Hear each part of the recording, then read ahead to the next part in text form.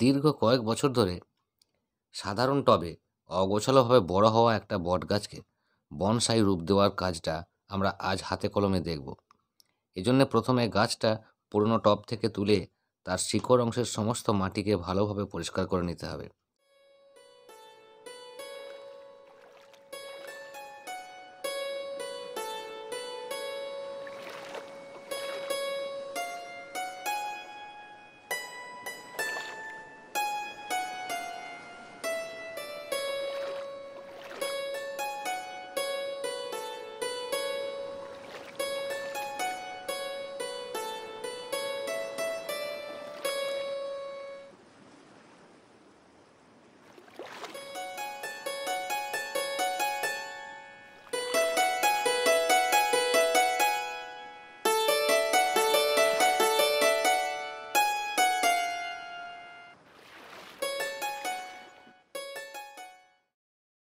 এটা করতে গিয়ে আমাদের খেয়াল রাখতে হবে যেন কোনো বড় শিকড় ভেঙে বা কেটে না যায়।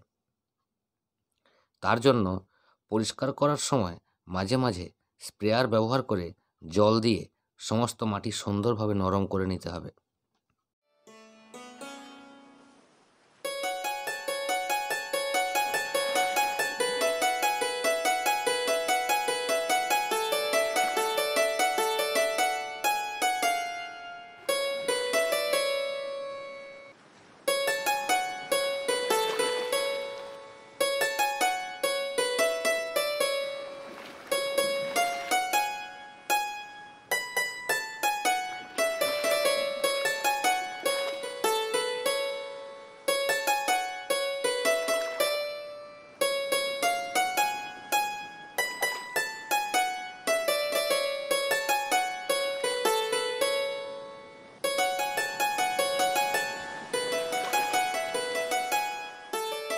ভালোভাবে পরিষ্কার হয়ে গেলে যে পাত্রে বসানো হবে তার গভীরতা অনুযায়ী শিকড়ের 1/3 অংশ থেকে অর্ধেক পর্যন্ত ছেঁটে নিতে হবে, কারণ বনসাই সাধারণত অগভীর পাত্রেই ভালো লাগে।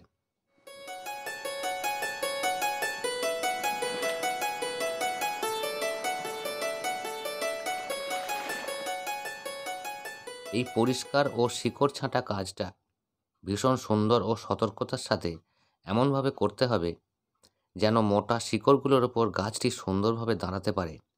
তা না হলে গাছটাকে নতুন টবে বসানোর সময় বাঁধার প্রয়োজন হতে পারে। এ ব্যাপারে পরে কোনো ভিডিওতে বিস্তারিত দেখাবো। এরপর নতুন টবে ছিদ্রগুলির ওপর পাতলা খোলামকুচি বসিয়ে তার ওপর থেকে বালি দিয়ে ঢেকে নিতে হবে।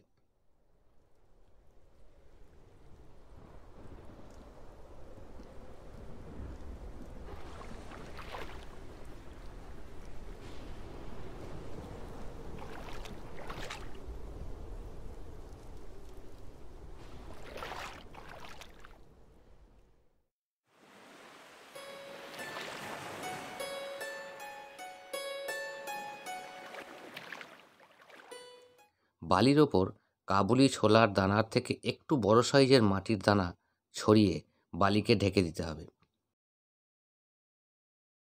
তারপর সাধারণ ছোলার দানার সাইজের মাটির দানা ছড়িয়ে দিতে হবে।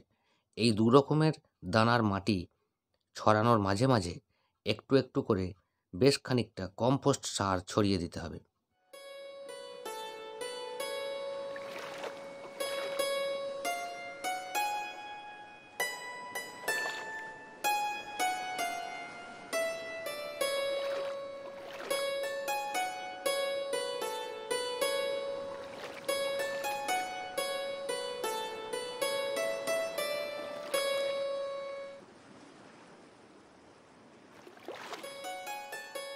এরপর গাছটাকে তার উপর বসিয়ে চারপাশ থেকে মসুর দানা সাইজের মাটির দানা ছড়িয়ে শিকড় অংশ ঢেকে দিতে হবে। মনে রাখতে হবে এই মাটিতেও আগে থেকে 3:1 রেশিওতে কম্পোস্ট সার অর্থাৎ 3 ভাগ মাটি আর 1 ভাগ কম্পোস্ট সার মেশানো আছে।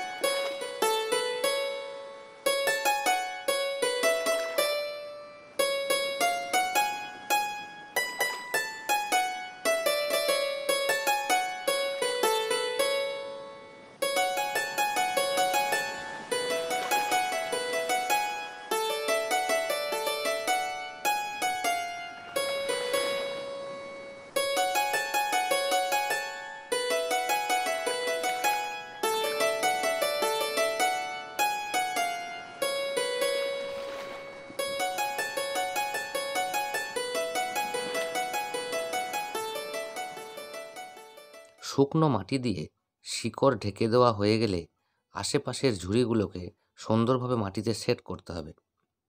খেয়াল রাখতে হবে ঝুড়ির মতো শিকড়গুলিকে যতটা সম্ভব সোজাভাবে মাটিতে বসাতে হবে। অপ্রয়োজনীয় ঝুড়ি ছেঁটে ফেলতে হবে। একটি মোটা ঝুড়ির সামনে দিয়ে আরেকটি মোটা অথবা সরু ঝুড়ি যেন না রাখা হয়।